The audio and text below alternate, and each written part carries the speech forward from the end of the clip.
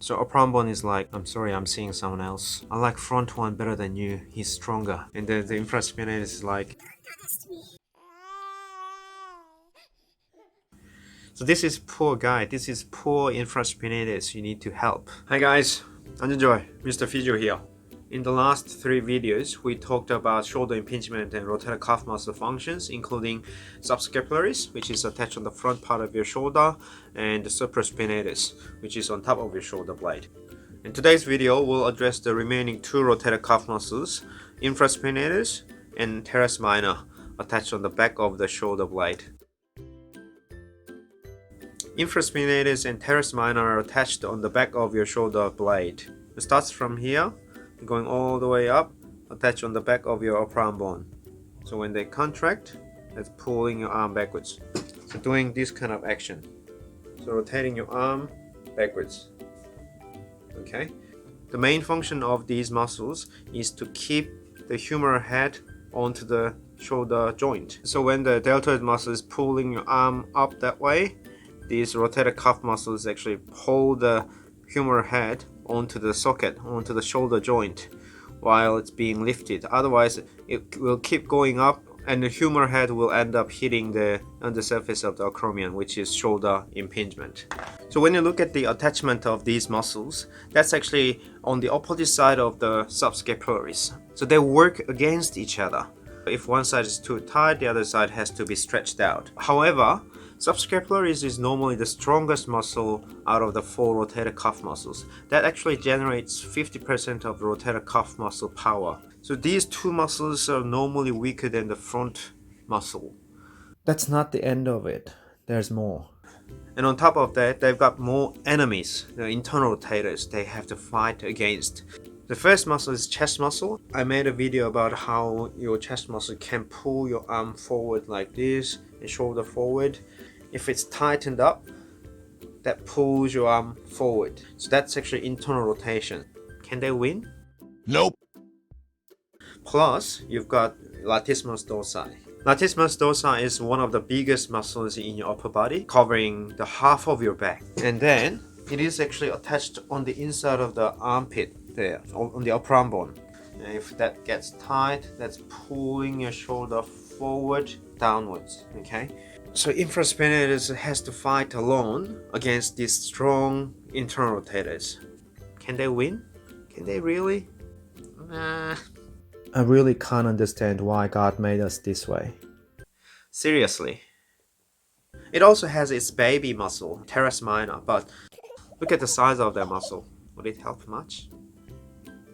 It's always losing. It's always losing. What does it mean?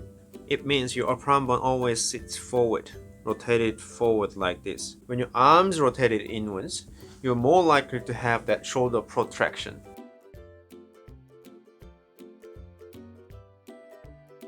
And I've told you how rotator cuff muscles can bring your shoulder blade out to the side, can cause the shoulder protraction. It's the same for infraspinatus as well. So if once it gets tight, that's actually pulling the shoulder blade out to the side too. If that's the case, those muscles between your shoulder blade and the spine will get stretched out and will give you pain around your neck, shoulder, and upper back. This can also give you pain down the arm. But why does it get tight in the first place?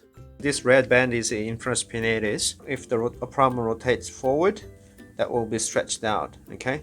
So if you put a prolonged stretch on a muscle, your muscle is likely to get very, very tight.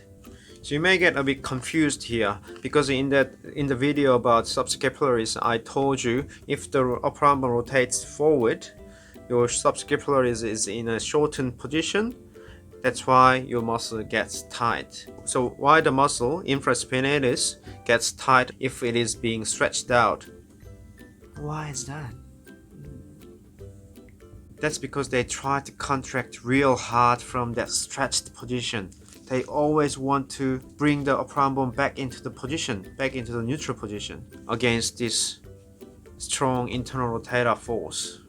So even though the infraspinatus is trying to contract so hard, nothing changes, right? So it doesn't really come back. So upper arm bone doesn't come back to the position, but the muscle tension in infraspinatus goes up. and they can't win this game without your help. So please give them a hand. So what is it that's needed for infraspinatus at the moment? That's the ability to control the stretching force caused by this upper arm bone sitting forward. Because of this stretching force, the muscle is struggling at the moment. So it has to be able to control that stretching force first before we can do the actual strengthening training.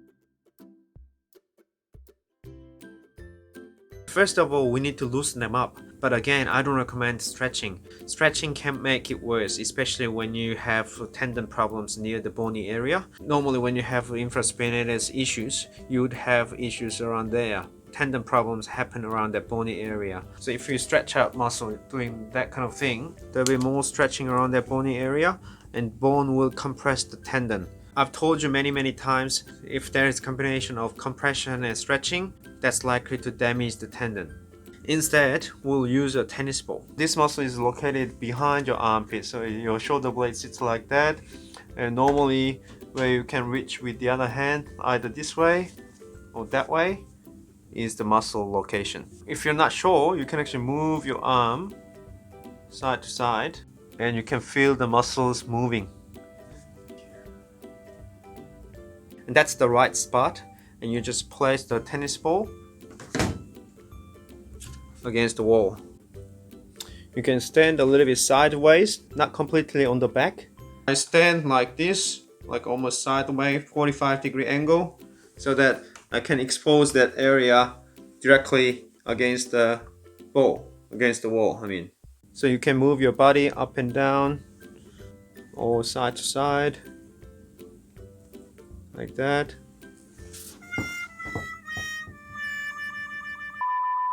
If it slips away, you can use something like this, the tennis ball, two tennis balls together. I use a tape to put them together, or you can use a spiky ball here, something like this, if you have, and it doesn't really slip away. This time, different technique, a combination of massage and activation. You push into the muscle and just move your arm side to side like this. So initially you moved your body, but this time you don't move your body, you just move your arm out to the side. Or you can move your arm up and down this way too. But below 90 degree, keep your arm below 90 degree. You can do it in a lying position. Probably it's the easiest way. If you're lazy. And you don't want to push into the back of the upper arm bone because that's where the muscles are attached. So you don't want to smash into that tendon because tendon doesn't like to get compressed against the bone. So you mainly just work on that muscle belly. If you hit the nerve going through that infraspinatus, you may experience some tingling, numbness, but it should settle down once you stop the massage. I will see you in my next video with the exercise part. 아, 나 편집 와 이래 빡시노.